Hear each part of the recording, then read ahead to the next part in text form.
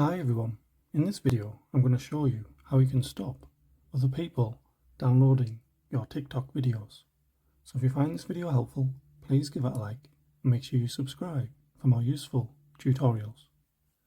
So all you need to do is open up TikTok, click on your profile icon on the bottom right, and click on the three lines on the top right. Once you're on here, go to Settings and Privacy, and then go to Privacy near the top. And once you're on here, just scroll down and you should come to Downloads. So you just want to click on that. And all you need to do is just toggle this part off.